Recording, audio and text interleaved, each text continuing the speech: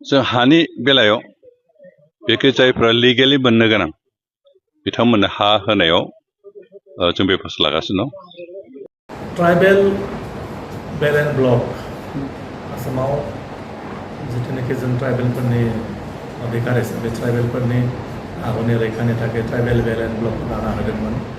नाथाय दिनै नायनो थाङोब्ला दानि नङा माने हादोराव उदांस्रि मोननायनि उननिफ्रायनो जोंनि ट्राइबेल एरियाफ्राव इनक्रोचार बहुत बारा जादों। दिनै ट्राइबेल बेलेन्स ब्लक नामावल'सो दङ। ट्राइबेल बेलेन्स ब्लकआव ट्राइबेल बेलेन्स ब्लक आरो ट्राइबेल साप्लेन एरिया बेफोरनि हा हुफ्रा दिनै बेदखल गुबुन हारिनि आखायाव थांगासिनो दं। बेखौ जोंनि जायफ्रा पावाराव थानाय माने दैदेनगिरि बिथांमोनखौ दिनै बिनि सोमोन्दै जेबो खोथा बुंनायखौ जों नुनो मोना। बे जोबोद दुखुनांथाव।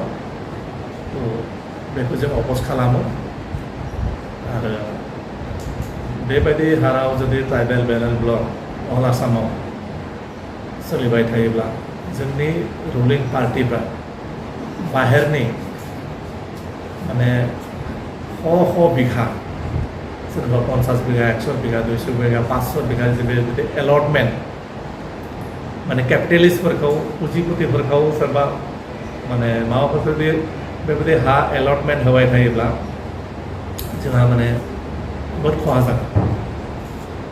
गतिके बेखौ आंनि जोंनि इउनाइटेड फराम अफ एक्स एनडिपि तरफनिफ्राय बे बन्द जानांगौ। सरकारि हा माने खास हा बे हाफोरखौ जेब्लानाखि जोंनि ग्रेजिं फिल्ड माखासे दङमोन बेनिफ्राय सहर बेफोर हाफोरखौ स्पेसियेलि किसुमान ग्रेजिं फिल्डफोरखौ बेबायदि एलटमेन्ट होनायखौ जों नुनो मोनो।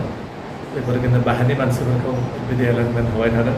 नाथाय जोंनि थागिबि मानसि आसामनि थागिबि ट्राइबेल भुमिपुत्र बिथांमोनखौसो गोबां जायगानिफ्राय इलेक्सन खालामनानै न' बां माने उसुलु खालामनानै इलेक्सन खालामनानै उच्चेद खालामनायखौ जों नुनो मोनदों।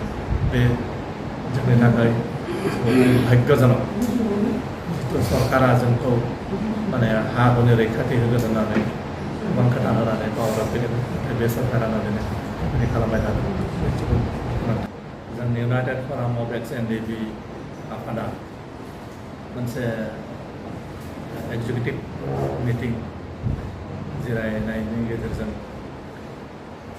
जोंनि इउनाइटेड फराम अफ एक्स एनडिपिनि खामानि मावनो सुबिदानि थाखाय खामानिफोरखौ मावनो स्पिड आप खालामनो थाखाय जों मोनसे कमिटि दाना लानाय जाबाय। Thank you.